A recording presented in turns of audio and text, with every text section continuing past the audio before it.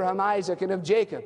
How many of our friends know that if they would come to us 3 times a day, 1 time a day, 1 time every 2 days, 1 time every week, would they find us committed to our God in this way?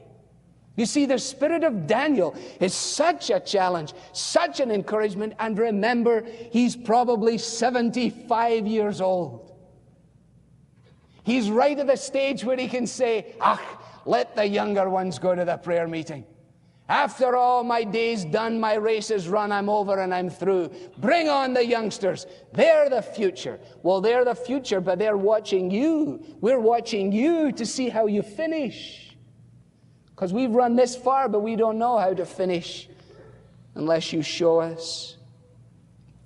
He had made the habit of prayer such an integral part of his life that probably the very momentum of the custom itself would have been enough to keep him faithful with or without a sense of inspiration. See, there's the problem for many of us in relation to prayer. We don't pray because we, quotes, don't feel like praying.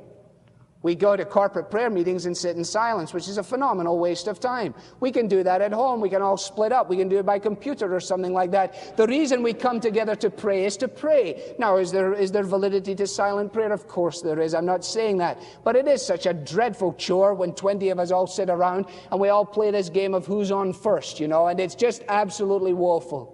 Make a determined commitment tonight. If you go to a prayer meeting, pray at it, won't you? After all, that's why it was convened. It really just only makes sense.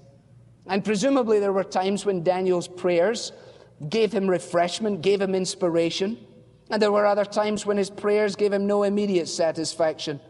He got up off his knees after his time 1, and he said, well, I prayed. After time 2, well, I prayed. After time 3, well, I prayed. But he had established it at a fixed point, as a fixed point in his life, no matter how he felt, and by it he maintained the reality and strength of his communion with God.